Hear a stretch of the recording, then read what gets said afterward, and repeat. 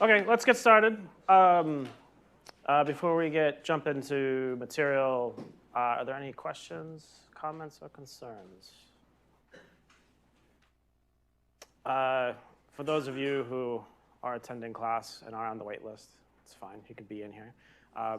The rest of the wait list has been approved at this point, so if anybody drops, you will be added automatically. Today is the last day to come off the wait list. You can drop until tomorrow, though, for those of you who are in the class and would like to do that.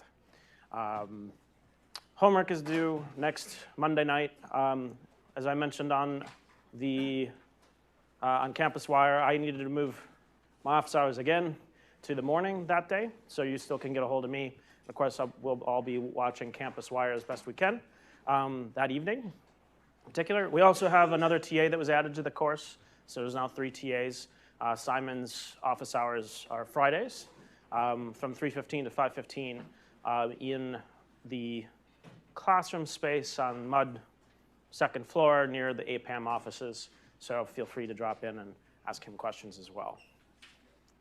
Okay, so we kind of went through some basic definitions last time, big O notation, kind of trying to give you some sort of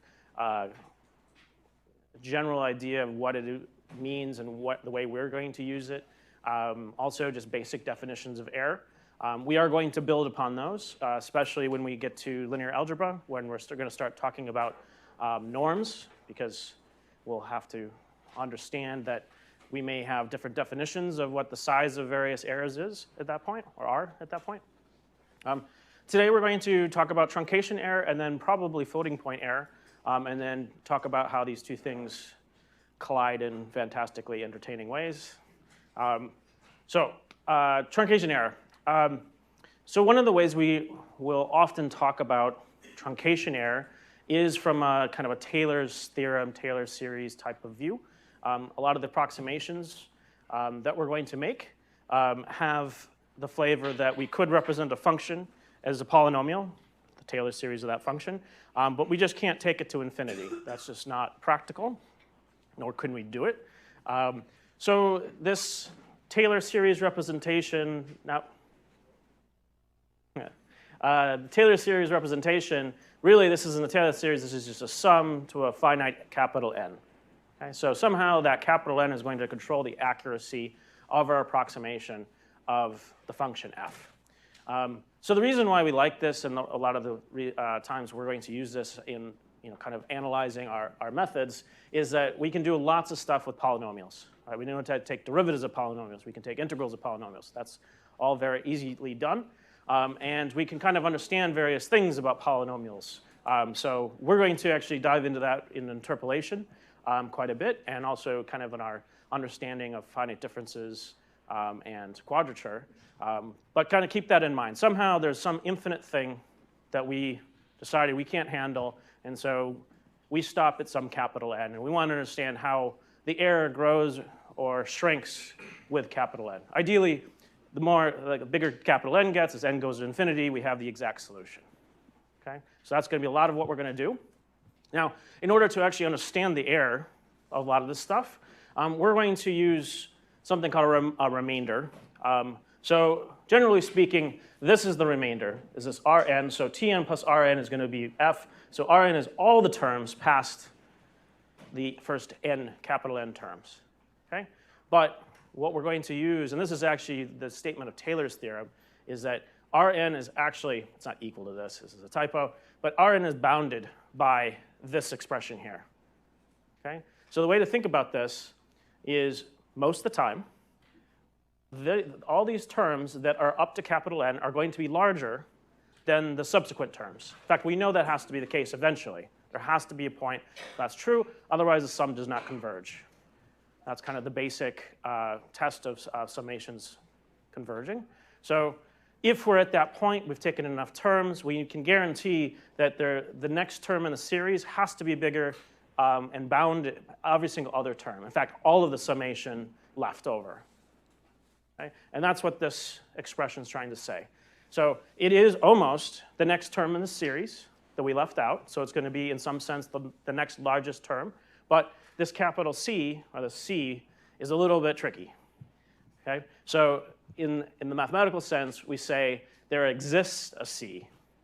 Doesn't mean it's easy to choose. Okay? Most of the time, this capital C, or C, can be dependent on x, in the sense that our x is going to live in some finite interval. It's an open interval up here. And we can choose C to be in or on the boundary of that open interval. But we're not going to talk about the entire real line. You could want it if you wanted to expand it there, but we lose a lot of what we can talk about in those cases. So it's really not prescribed the C, but if you know what the function looks like, you can usually figure out a good C for this. And it's just really just the bounding value on what the function's n+1th derivative is. Okay? So keep that in mind as we go forward. As I kind of suggested last Tuesday, a lot of the time what we're going to be looking at is something either like capital N is going to infinity, so that's one limiting case. The other one is going to be we're dividing something up into pieces, and as we add more points, so that would be the capital N, this delta x, the distance between the points, goes to 0. Right? So there's two different things. They almost always are equivalent types of statements. In this case, the difference between x0 and whatever value we're actually evaluating the polynomial at, because that's two different things, we're going to label that as delta x. And here again, we get this idea that as delta x goes to 0, that this term is also going to go to 0, which is exactly what we want, because the very first term in the Taylor series is what? It's a constant. What's defining that constant? It's f evaluated at x0. So if delta x is 0, it means that x0 minus x is 0, and therefore we have the exact function back. So we already know that that's true. But that's actually just contained in here. So as delta x goes to 0 or gets very, very small, that means that this term is going to be delta x to some power, and we see exactly why these things are constants, and although n factorial is growing, it's on the denominator, and we know that delta x is going to be dominating the functional dependence as we go forward in terms of moving x. Okay? So we can start saying things like this, and we're starting to get towards our big O notation. So we have our remainder approximation here. Some C is being defined here, but this is a constant once we've defined a C. We have n+1 factorial, which is constant. All right, we just picked an n. And then we have delta x, which is dependent on x, to the n+1 power, which means that we have some constant times delta x to the n+1, which means the remainder is actually dominated or is asymptotically similar to delta x to the n+1 power. Okay? That also means that each of these terms is going to act like delta x to the nth power. Okay? And that's the kind of important point here. We want to understand exactly how delta x is controlling the functional behavior. Okay? In this case, delta x to some power. Okay, so just to get us warmed up a little bit, with your neighbor or with yourself, whatever you would prefer, use this simple example. Find the Taylor series. You can find the general Taylor series for f of x equal to e to the x, hopefully, just to remind yourself how to do this. But also write down the Taylor polynomial to the nth degree, so Tnx, and then pick an interval that you want to define it over, and also write down that remainder approximation, that bound on the remainder. So in other words, find C and write that term as well. Okay? And you can do it for n equals 2. You can do it in general for e to the x. It's fairly simple. But just so we have something finite to compute, try that out. So I'm going to give you a couple of minutes to do that. Again, this is just a reminder of how to do Taylor series, how do you construct this thing. And this is going to be how lectures are usually going to go, is I'm going to stop and give you time to do things, either write code or do some analysis before I show you the answer. Okay? So I'll give you a couple of minutes for that.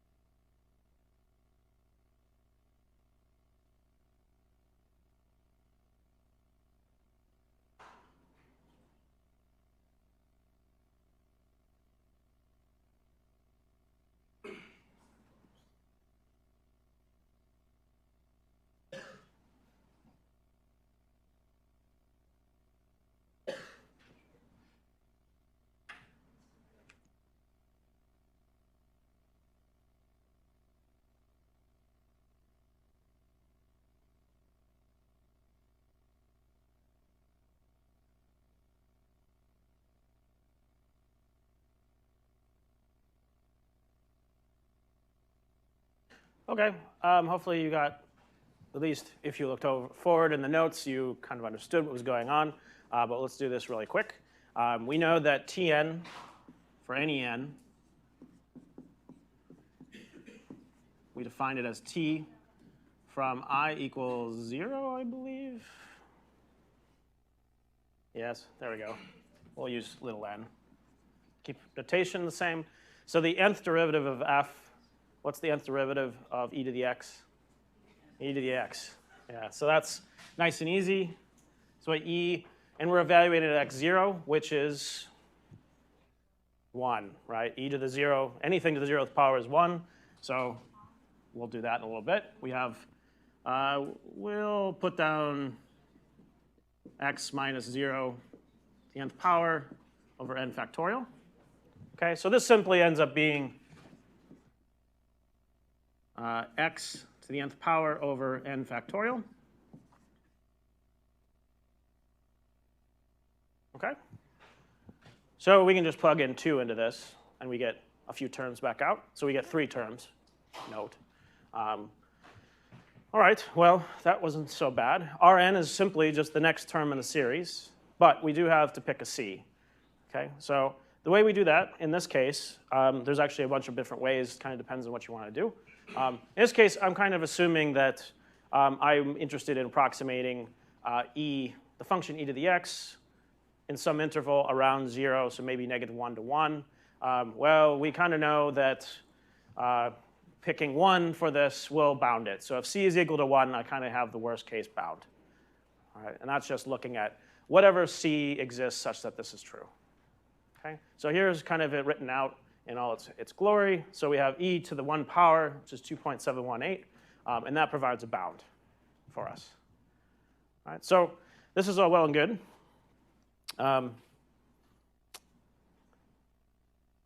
So make sure I don't get ahead of myself. So this is nice. I mean, whatever. We can do this kind of simple calculation, but oftentimes this is going to be a lot more tedious than this. Maybe you can't find the general series, and so you can't write it like this. You have to do it all out. Well, it turns out that there actually are a lot of tools for doing this inside of Python that you can get to. For instance, something called SymPy, which if you install the Anaconda version and many of the other packages out there will install SymPy for you. It is an algebraic manipulation system, among other things. So you import it using SymPy. You define some symbols, because it has to know which symbols are actually variables and which are not. So here I'm actually defining the symbol x, and I'm saying f is a function. And you don't really need to do that. This is just actually adding a little bit more I don't know, detail to it. But once you actually define f as the exponential function, then you can call a function called series, which gives you the Taylor series, or depending on how you're doing this, if it's a complex, you have a different type of series. But it does basically what you think it will. You give it the central point that you're approximating it, and you ask it for a certain number of terms. So in fact, it even uses big O notation. Okay? So if you actually wanted to, you could copy and paste this and evaluate it, or you could turn it into LaTeX if you want. So in the future, I don't mind if you use SymPy, but definitely write out, if I'm asking for an analytical thing, write this out in LaTeX. And also, if you're trying to use SymPy to skip a bunch of steps, be a little bit careful about that. We do want to see that you're going from point A to point B and that you knew what you were doing. But oftentimes, SymPy can actually be useful if you have a big algebraic mess and you have to simplify it somehow. So I generally would suggest using it to check your work, or if you really are getting into a problem where there's a lot of algebra and it's just getting a little tedious, this is not a bad thing to use as well. Okay. We can also plot this. So just to make sure that we're doing what we think we're doing, here's a simple plot of Tn. So I'm just evaluating Tn to the capital N equals 2 term. So it looks like a parabola, because it's x squared is the highest power. I'm approximating at 0. So here, Tn is the approximation, so that's the red line. The true function is the black line, and you can see it's exactly intersecting at x0, which is good. That's what we expect. And the further away you go from that point, generally, the worse the approximation is going to be. Obviously, this isn't true for all cases. You can find all sorts of cases where you actually might have the error disappear. This is completely dependent on the polynomial and the function you're dealing with. Okay? The other thing to think about when you are doing this, if you have a polynomial you're trying to approximate, you're going to get the exact answer in finite number of terms unless the polynomial itself is infinite. Okay? And we'll use this to our advantage to make some statements later on. But that's generally the case because we're just dealing with polynomials. The last function here is Rn. So this is kind of the remainder term or the estimate for the remainder. And we also see that it's basically 0 until you get kind of further away from that central point. It's 0 because delta x is inside of the remainder term itself. So it is dependent on x as well. So if we were to plot the difference between these two functions, you'll find that this is actually going to bound the true error between e dx and tnx, if we've picked C correct. Okay. Second example.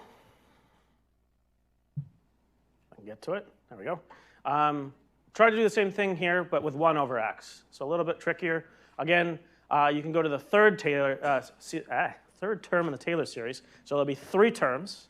So capital N is equal to 2, just to make that terminology exact. If one of these terms was 0, then the third term would be the first 3 terms. That's really when I'm talking about third Taylor series term. I'm talking about you have to get 3 terms out of it. So sine and cosine are good examples of this. Every other one of those, if you're counting up, are 0. So the terms I'd want actually capital N to be actually bigger than 3 if I wanted 3 terms in the Taylor series. Does that make sense to everybody? Because that's on the homework. Okay. So try that out with 1 over x and see where you get with it. Again, we're approximating at x0. x0 equals 0 would be a bad idea. In fact, we have some interesting things going on here. Be careful about what interval you're trying to approximate this on as well for other obvious reasons. Okay? So I'll give you a couple of minutes for that.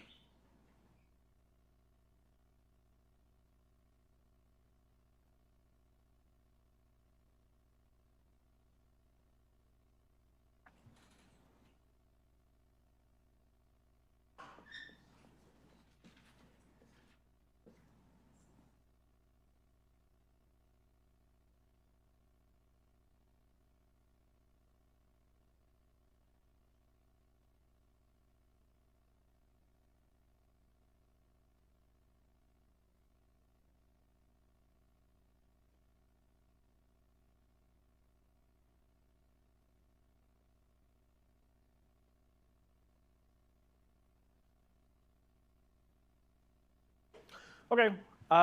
I forgot to ask that. Can everybody actually see if I raise the board a little bit? I'm just worried that the podium is in the way. And I'm going to be in the way too, but I'll try to get around that.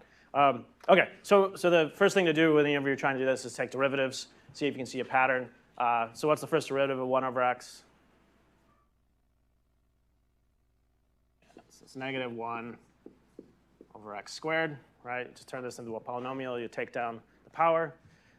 So we can take the derivative of this again. So this is negative x to the negative second. So we get a positive, right? What else do we get? 2 over what? X cubed. And in fact, at this point, I mean, we can keep on going, but we can see that there is a pattern here, and the general nth derivative is going to be negative 1 to the nth power. Okay, so that brings into the alternating series. We get an n factorial on the top, so it's a little hard to see that here, but that's exactly what's going on. And then we're going to get x to the n plus 1 power. Okay, so the derivative count in here is always going to be 1 less than the actual power in the denominator. Okay? So again, we found a generic version of this, but we only wanted really the first couple terms of this. We evaluate these things at x0, which is 1 in this case. So we get f of x equals 1. So let's see.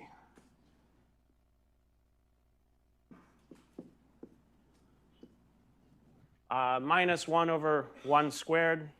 So that f prime is going to be negative 1. We can just look at here like that. We still have the x dependence. So we get x minus 1 to the first power. All right, and then n factorial just sits there, doesn't do anything for that term. And then we get plus this thing evaluated at 1, so we get 2 times x minus 1 squared.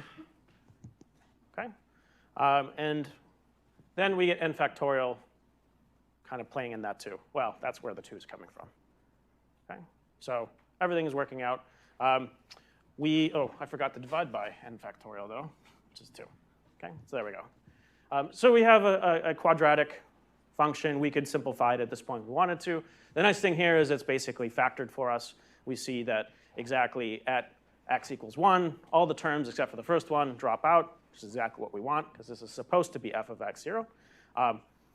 The remainder, we do the exact same thing for. It ends up being r2 at x. We still need to pick a c, though. Does anybody have a good idea for that? What don't you want to pick? Well, 1 would work. Depends on what your interval was. So what's happening with 1 over x that we have to be careful about? There's a pole, there's an asymptote at 0, right? 1 over 0. So we do have to be a little careful. The more we go towards the origin from 1, we're not considering the other branch of it because we have to actually, in our interval, have to include the actual point that we're actually centering our approximation around. So the negative real axis doesn't matter. But as we continue to make our interval get closer and closer to including 0, c is going to end up being something that's going to be more and more big as it gets that way. So more than likely, the right thing to do is just to pick the left end of the interval for this type of problem, because that's going to be the largest thing. Okay? So really, the way to pick c is to look at the function. If you can, plot the function, the derivative of the function, and see what happens. That's generally the way to do it. Well, I shouldn't say almost always. Oftentimes, it's one of the edges of the interval that you're considering. So definitely, if you're being asked a question like this, I don't give you an interval. Define one for yourself and make your life easier. That's kind of the thing. And usually, I'm probably not going to give you one because oftentimes in practice, you're never going to know what that interval is either. So we do need to be careful about how we specify our problems so that we don't get into trouble. We don't promise something we can't deliver. Okay? So I'm on that page. Okay, so there we go. So I actually left C open because I didn't actually define an interval. In this case, C being the left end of the interval should work for all of this. And note that C doesn't actually have to be inside the interval either. You could pick anything that bounds it, right? Because all that has to happen is that C needs to exist. The C exists such that this is true. Okay, it doesn't say what that C is, though, again. All right, so if we go over here, we have another just simple example. We're applying this stuff. Here I'm being scared and staying away from 0. But you can see the same type of thing kind of exists. We actually see that we do seem to be doing a fairly good job, at least as we go approaching the origin from 0.8 and greater, and we diverge from it as we keep on going that way. Because this is a quadratic polynomial we're trying to approximate this thing with. So the higher order terms, the more we can actually make this polynomial look like 1 over x. Okay, this is hopefully not so surprising. In fact, actually, stopping at odd terms is going to be probably a little bit easier to get further or a better approximation, just due to the concavity of the even and odd powers here. Yeah. Correct. Yes. You just have to say, up to the number of terms I've asked for. No. So if you ask for the first 3 terms? I don't remember what function I asked. I just want the first, if I ask for 3 terms, I want the 3 terms at the beginning of the expansion. Yeah. So if one of those is 0, that doesn't count. Oh, 0 doesn't. That 0 does not count. Yeah, I want 3 terms, period. Yeah. Any other questions? Okay. It's kind of an arbitrary thing I'm deciding, just to be clear, because you could say, why isn't 0 a term? 0 is a perfectly fine thing to have as a term. I just want it to be longer than that. Oh, I'm over here. Okay.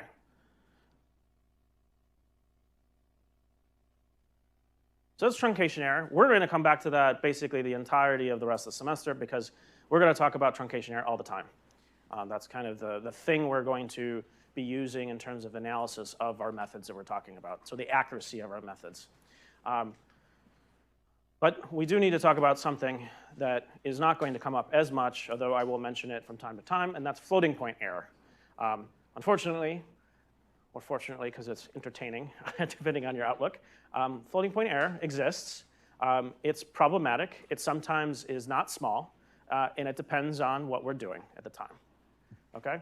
So it really is coming from this idea that we, again, have a finite ability to compute or represent numbers. So the easiest thing to say is like, well, pi, you can approximate pi with 3 digits. That's an approximation. As you add more digits, it gets more accurate. But if we actually had the entirety of the irrational number, we can't do that. Not in a finite precision computer. All right? So that's kind of a first form of this. We only have a certain number of digits. It doesn't even have to be an irrational number. It could be a number that has a lot of digits to it, and at some point we just can't store them all. So that's another form of floating point error. We're also going to see all sorts of other things. These are just talking about decimal representations. A computer is a binary machine. It can only store things in binary, which means it also has inaccuracies. So in decimal, we can't represent 1/3 as an exact number with decimal precision. We actually have to do 0.3333333, right? In binary, we can do 1/2 exactly. We can do that in decimal as well. But there's other numbers we can do in decimal we can't do in binary. Okay, so again, the representation of the numbers, we only can do at a finite, we have a finite amount of data to use for it, and we can only do certain calculations with it. So this kind of brings us to this idea of floating point systems. Basically, floating point systems is something that in about the 80s kind of got solidified, a little bit in the 70s when we were in the wild, wild west of this stuff. Today, we call these normalized floating point systems. I'll explain a little bit about what that actually means. But we have some floating point number, f, and we have these digits. Okay, right now, I'm going to just talk about the decimal version of this, or at least allude to that part. So these d's, I have a certain number of d's, say up to p, and those are going to store numbers just like a decimal point. I also have a plus minus in front of here. Okay, so that takes storage as well, but I'd want to do pluses and minuses. And then I have beta to the capital E. Okay, so any floating point system is broken down into how many of these D's I have, what that power beta is, which is going to define the type of system it is, binary versus decimal versus hexadecimal, whatever. And then that capital E is another value that we need to store. Okay, so the exponent on that thing, or the size of exponent that I can do. All right, so let's define these things a little bit more carefully. So we're talking about bits, right? Bits are 0 and 1. That's what we're going to get to here. Plus or minus, that's a single bit. It's either a positive or negative.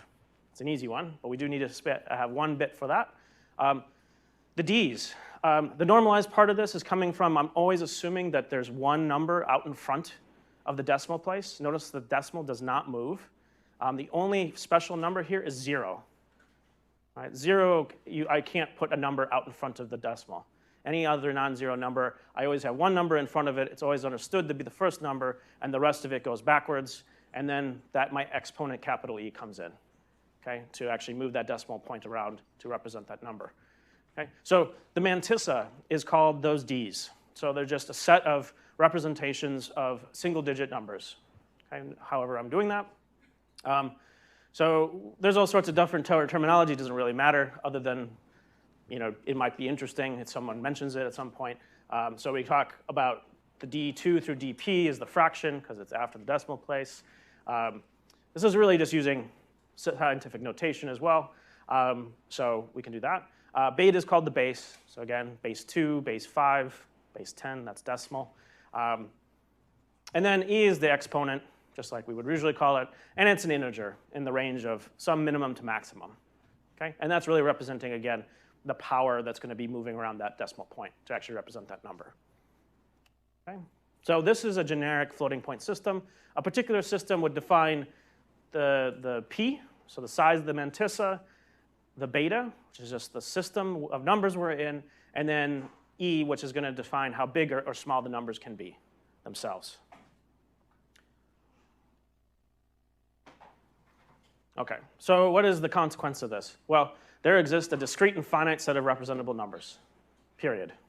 There's a finite number of numbers on a computer, which seems a little silly to say because we have a finite amount of memory, so that has to be true.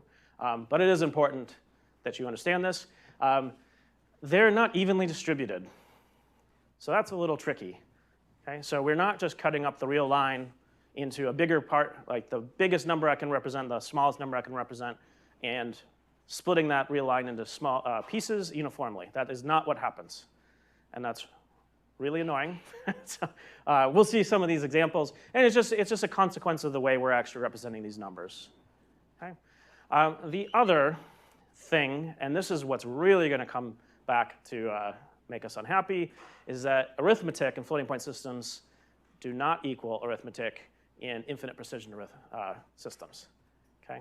So finite precision, you're doing math there, does not equal real math. So that's going to be problematic. We're going to run into this, and most of the time, this isn't, if you're doing one operation, most of the time that's going to be fine. You're going to see there is some small error that's always there, but oftentimes we don't care about it. Other times, it's going to be catastrophic. They like to use that term a lot for this. So we'll see some examples of and why this actually might be occurring depending on the type of model we're using. Let's see. Okay. So I've defined a bunch of stuff. Let's talk about a couple of the things that kind of describe a floating point system.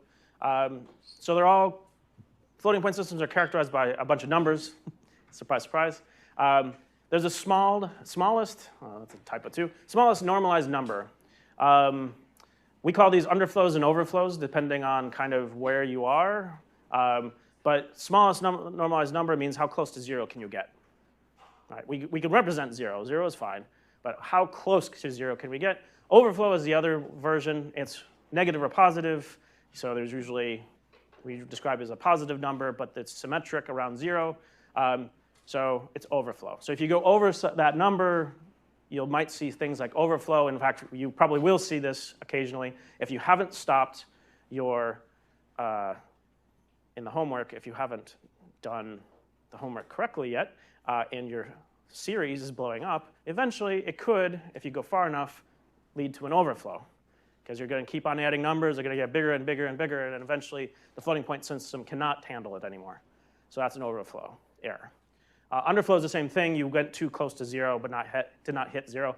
Those are much harder to trigger because oftentimes things become 0. They just lock into there. But you may see it. More important for us is this thing called machine epsilon. Okay. How many of you have heard of machine epsilon before? Few. Okay, so you're going to get to know what machine epsilon is fairly well because it's going to come up a bunch. And you've already seen one version of it on the homework as well. There's a very important reason why one of those graphs plateaus at 10 to the negative 16th, which is machine epsilon on a double precision floating point number system. Okay?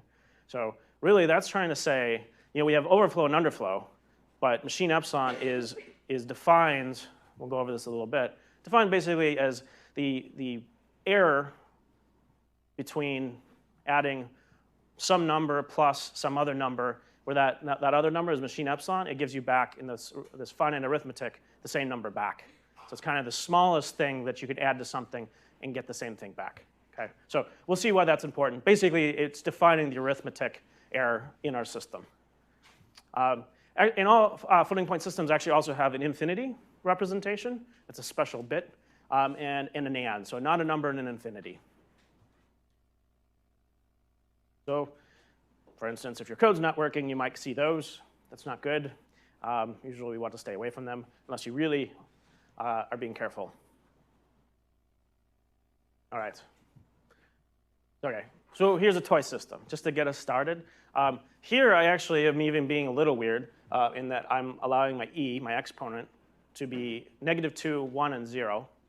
-1 and 0, I should say. This would not be a practical decimal system. I'm allowing myself 2 numbers, so the mantissa is too long. So the question that we really want to ask with these things is how many numbers can we represent with this system? What is the distribution on the real line, which we're just going to plot, and what is the underflow and overflow limits of this thing? Okay? So I'm going to give you a couple minutes to think about that.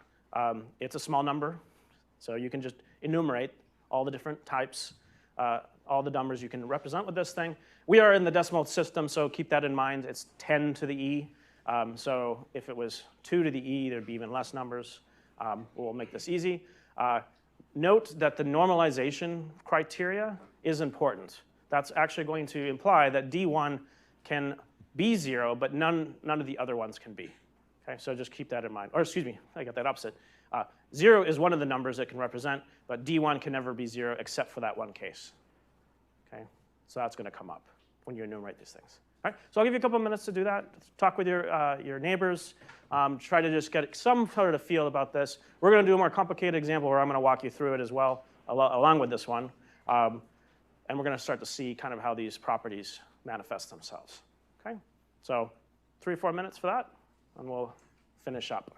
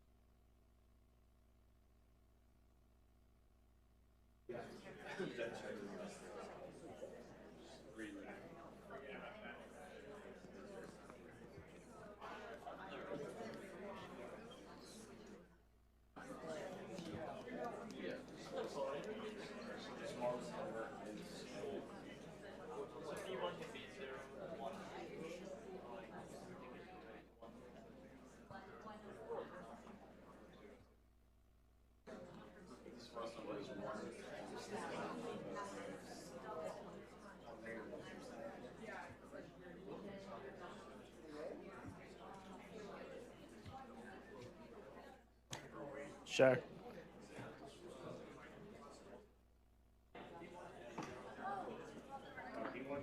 I don't really understand, like, what 2 or 3 is. I don't know, what do you mean the distribution?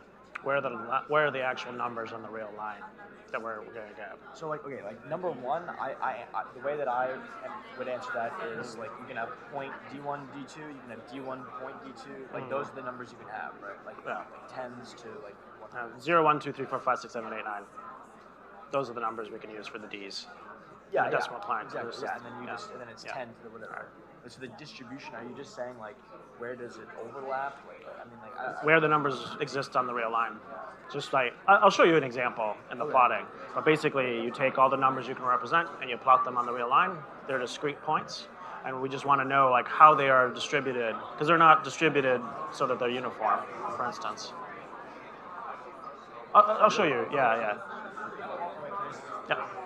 Okay. Underflow, overflow, is that just like you have a limit to like what The numbers your representation. computer can represent? Correct. But how can you have, the underflow would just be like 10, it would just be like the negative version of the overflow? Is that what So underflow is actually the smallest number close to 0. Oh. So put absolute values around it. I see. Yeah, I see. because that's an underflow. I see. And then overflow is exactly what you're describing. And that can be positive or negative as well.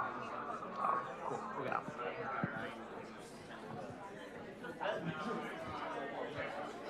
Okay, any guesses to how many numbers this number system has? How many numbers can it actually represent? No one's brave enough, huh? Well, I'll expect someone to provide an answer for the next one. The next one's a little easier. Let's count these, okay? So how many different numbers is the plus minus going to give us? 2, right? So this becomes 2 times D1. How many numbers can that take on? 9. Right? 1, 2, 3, 4, 5, 6, 7, 8, 9. It doesn't do 0 because we're in a normalized system. Yeah, that's a tricky one. We're going to add 0 at the end. So this is 9. This one can do 10. It can do 0. That can totally be 0. We're fine with that. Okay. How about E? I think someone said it. 3. Okay. And then we add 1 for 0, because that's a special number. Well, I don't know why I'm putting in that. So this actually, if you work it out, is 541. This number system can handle 541 numbers. What's the largest number it can represent? This would be the overflow limit. 9.9, right? 10 to the 0, because my exponents are weird and I can only do 10 to the 0. And then the largest number that I can actually represent, the D1, D2, is going to be 9 and 9. Okay? And positive or negative either way. What about the underflow?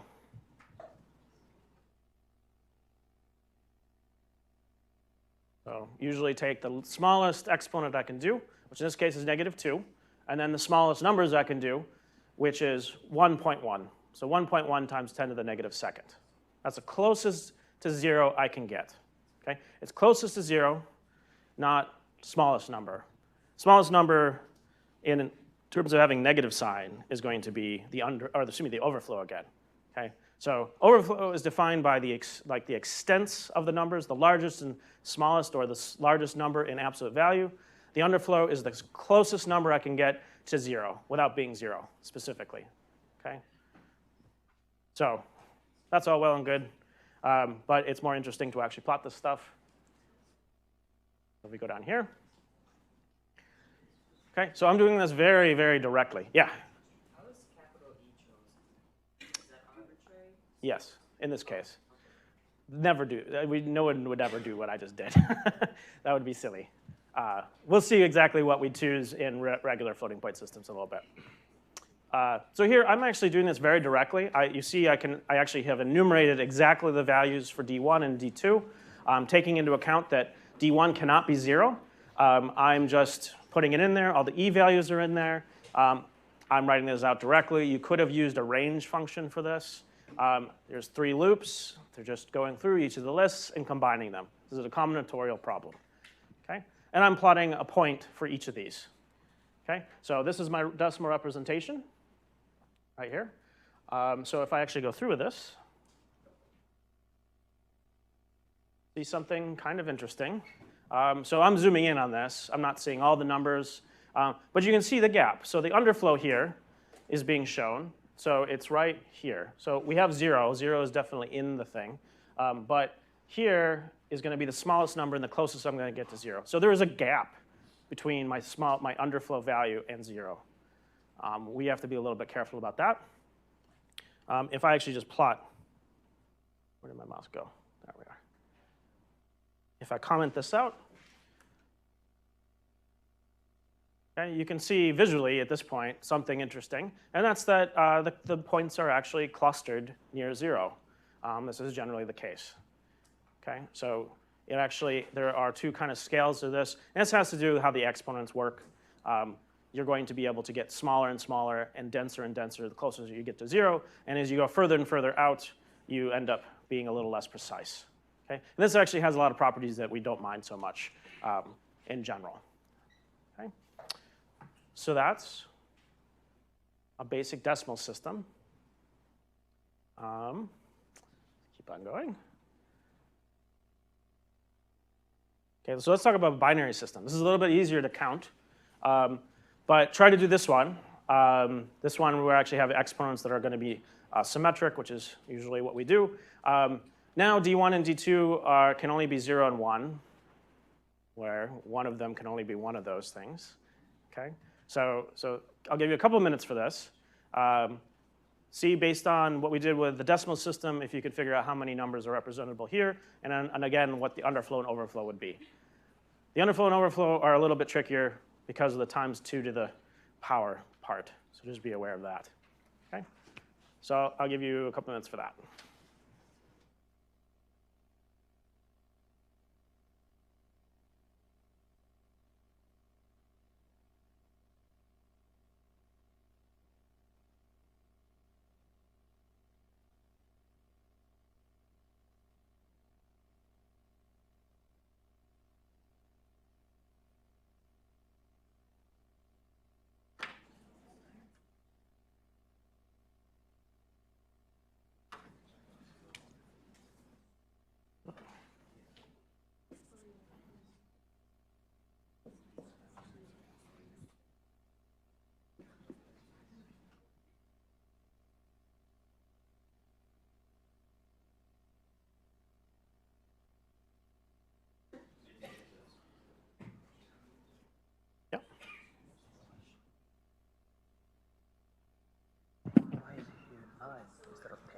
It's because it's a normalized numbering system. That first digit can never be 0, because we always require that to always be at least 1. No.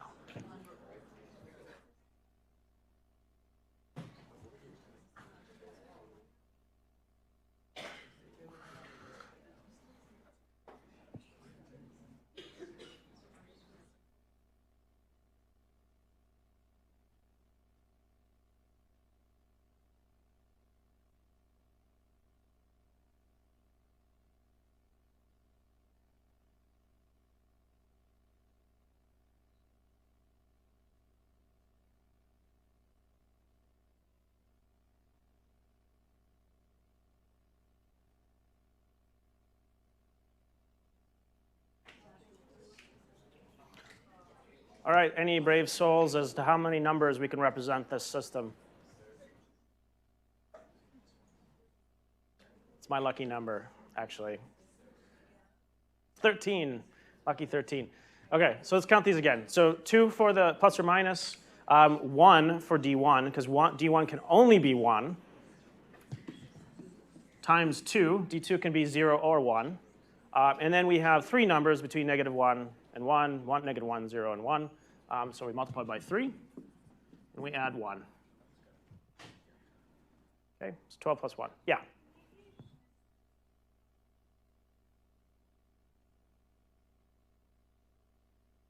Oh, the plus 1 here? It's 0.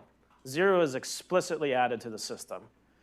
So that it's a little tricky because if we had actually counted 0 in this, right, because 0 would actually be 0 and 0 here, that would be something we could represent. But we don't need to represent 0 with anything but a single bit. All right, once we have 0, we have 0. So it's just a matter of counting. It's a little tricky, to be fair. Yeah. Yes. So the way it's actually implemented is that there's a special bit. Like you have a certain number of bits to store this thing in, and there's a special flag that represents infinity, not a number, and 0. Good questions. Okay, so the underflow, overflow is basically the same type of thing. I'll show you that in a little bit. So this is a little trickier to actually calculating exactly what this is because we think in decimal. 1.0 times 2 to the negative 1 is actually 0.5. And 1.1 times 2 to the 1 equals 3. That's how you actually kind of decompose all that stuff. Don't worry about too much about this. This is not a class I'm trying to write in binary or hexadecimal. We're going to be writing in the decimal system all the time. But it is important to kind of understand that there are some tricky pieces of this. This is not a trivial thing by any means. But let's actually look at the distribution again. Okay, so here, you have a lot less values to use this time. And you can see again that there's a distribution here that's not uniform. We have 0 again. We have something that's close to 0. I think I'm still can go further than this. No, not by much. Okay, so those are all the numbers in the system.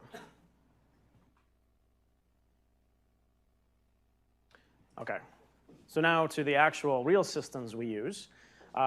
This is called IEEE 754, binary floating point systems. This is kind of immaterial other than there are machines on the planet today that do not use IEEE binary floating point systems. And surprisingly enough, that can be very problematic because 1 + 1 doesn't always equal 2. And as hilarious as that is, as someone trying to get computation done, that is kind of problematic. But we will not dwell on that. There is lots of different definitions for floating point systems. Usually in practice, we kind of classify floating point systems as single precision, double precision, quad precision, oct precision, which I have never heard of, actually, now come to think of it. But we're going to actually stick to double precision because that's what naturally is in Python. We're actually going to see some versions of single precision. There's also half precision, which we'll play with a little bit as well, just to illustrate some things. Okay, single precision. We have 32 bits. So this is basically because systems in computers are usually organized as bytes, which are powers of 8, which is also a power of 2, which is also important. So we have 32 bits to play with. What we do is the first bit is devoted to the sign, 0 and 1. The next 8 bits are devoted to the exponent. So we have 8 bits for that, and so that we then define the exponent between -126 and 127. Okay, so every integer value in between those two values we can deal with. And then the fraction is 23 bits. Okay, so that just means that we have some sort of amount of precision we can do with that. Okay. For the single precision system, we have an overflow of about 2 to the 127th. So that's approximately 3.4 times 10 to the 38th in decimal. Underflow is to the -126th. Okay? And machine epsilon is 2 to the -23rd, which is about 1.2 times 10 to the -7th. And again, we'll see where that comes in a little bit. Oftentimes, we just basically say it's 10 to the -8th. It's just a little bit easier to remember. Because we're going to be using double precision. So we double the number of bits we have, so 64 bits. Here we have one for the sign again. We have 11 bits for the exponent. So we can go from -1022 to 1024. It's not quite symmetric. It's better than what we were using before. Then we have 52 bits, or p is equal to 53. So this is where the normalization is really coming in. We're actually allowing we're being very specific about what that leading number is going to be. Overflow is 2 to the 10 to the 24th, so about 308, 10 to the 308th, fairly large number. Usually we don't have to go above that. 10 to the negative 308th is about the smallest number we can do, so pretty close to 0 for all intents and purposes, unless you're doing quantum mechanics, although then you just should normalize things, redimensionalize. And machine epsilon is 10 to the negative 16th.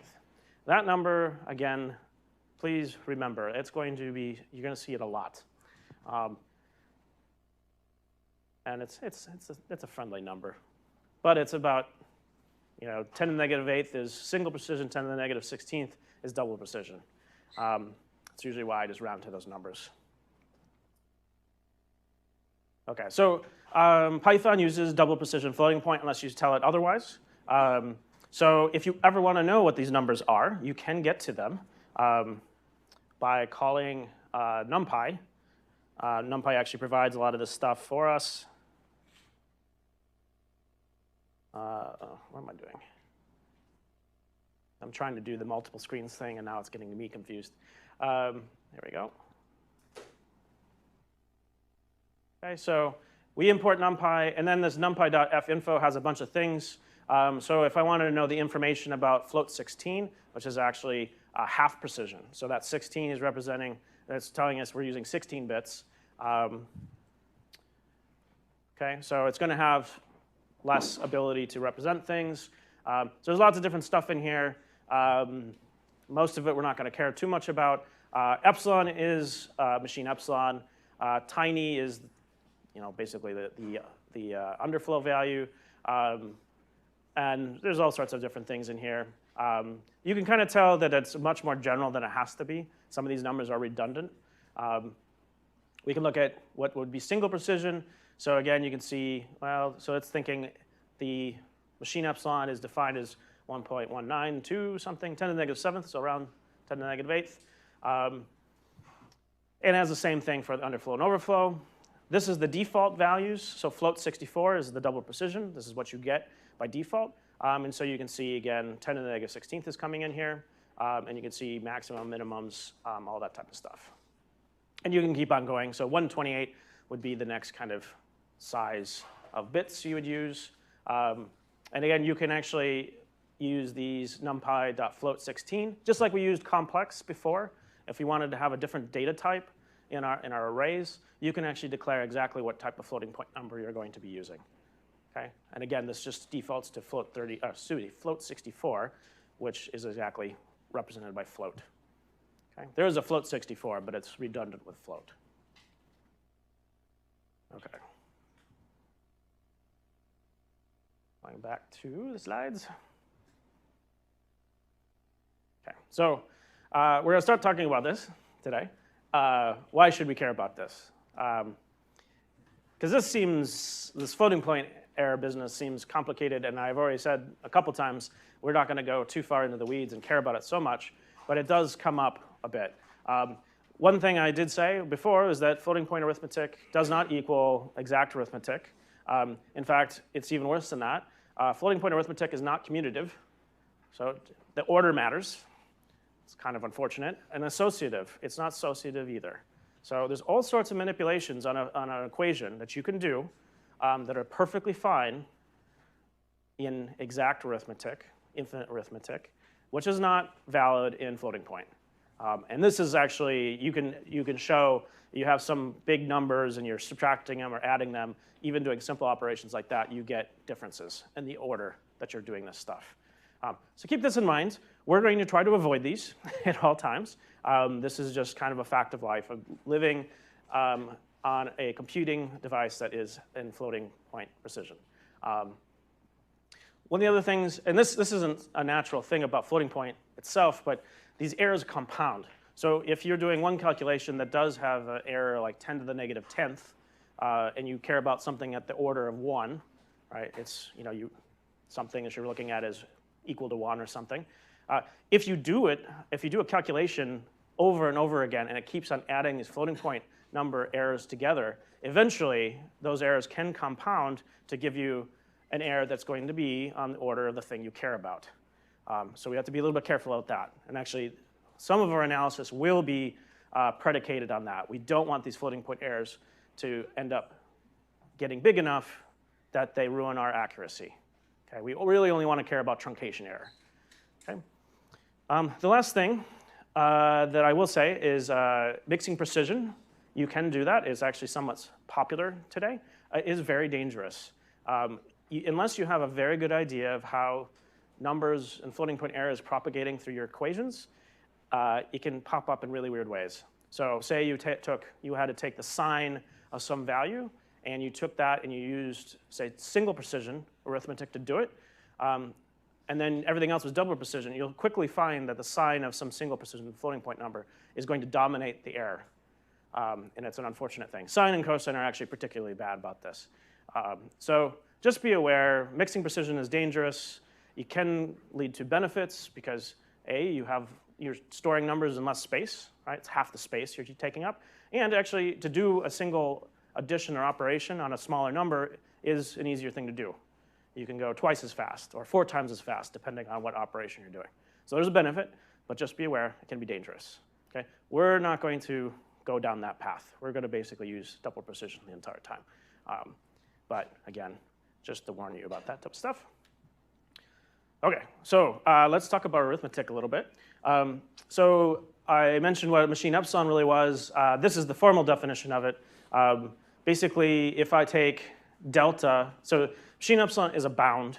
If I take any number less than machine epsilon, in absolute values if you'd like, if I add 1 plus that number minus 1, that will give me 0 on my finite arithmetic machine. So it's basically what is the smallest number I can add to some other number and see no change. Okay, there's nothing in its impact is much smaller. Now, this is really interesting, right? Because the underflow is much smaller than machine epsilon we've seen for all of these things. Okay, so machine epsilon is actually a definition of the arithmetic we can do on these things. It has to do with the way we actually combine all these half adders and various pieces of silicon to do it. Basically, the biggest thing here is that if I do 1 plus delta, I get back 1. Or any number plus delta, I get back that number again. Okay? So that's machine epsilon. We'll see how that comes in quite a few times. So here's actually one of the biggest things we're going to see, and that's catastrophic cancellation.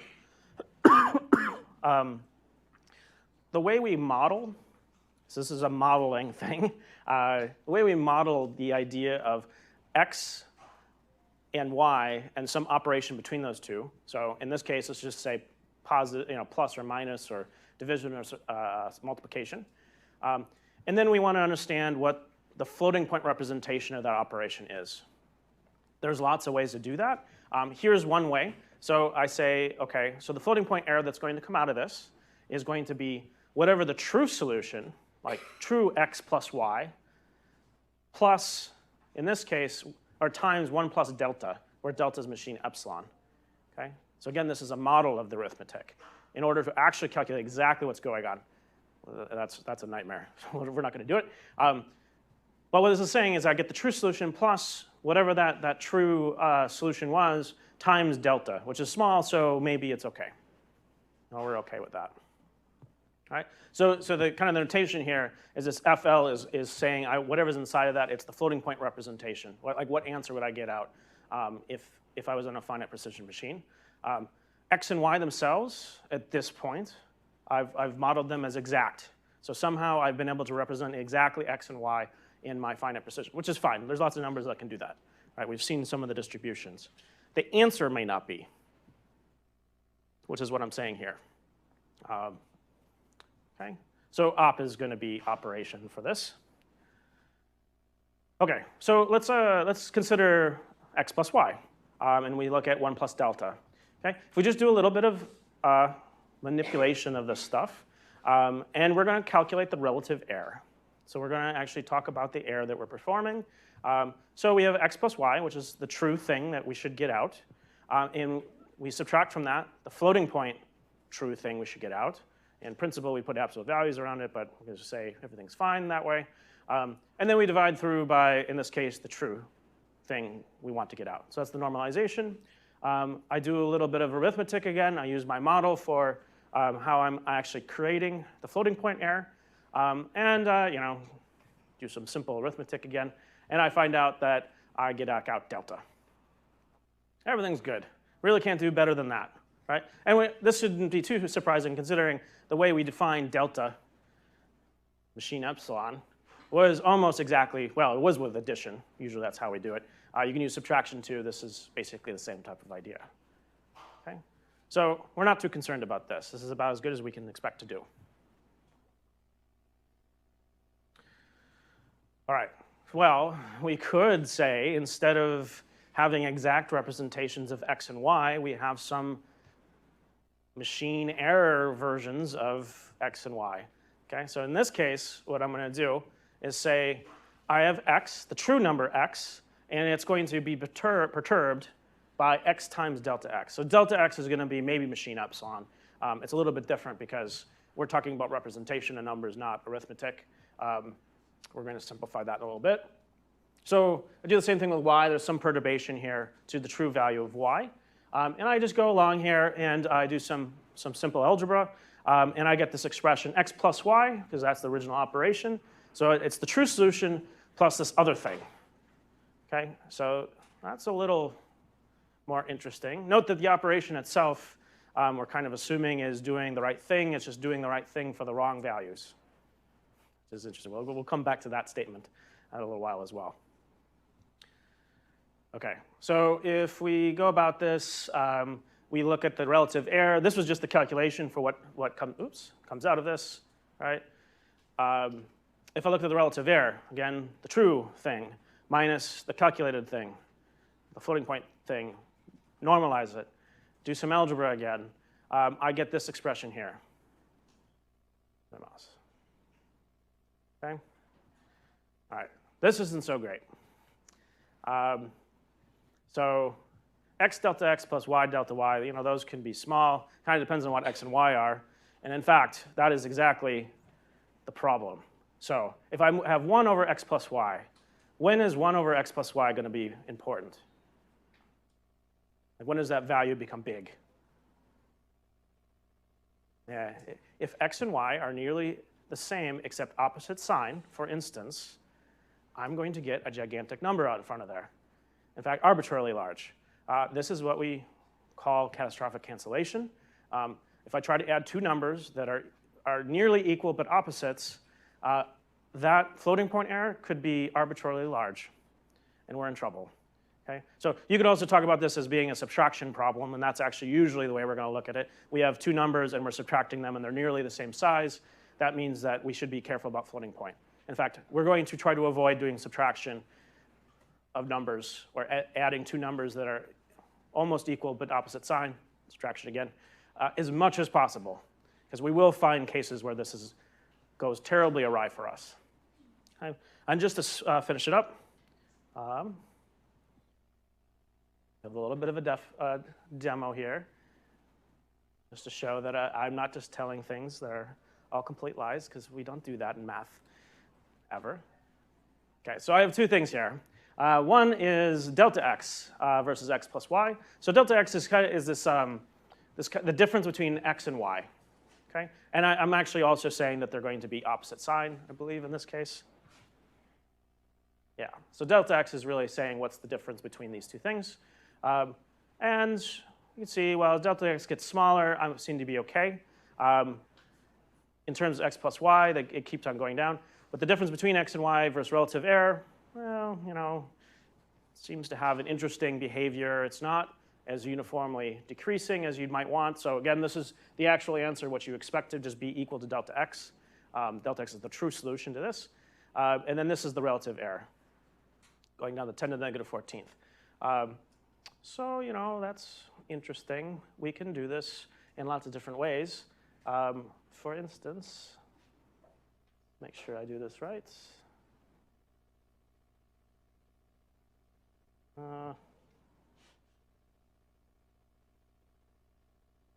This is dangerous. I think this will work.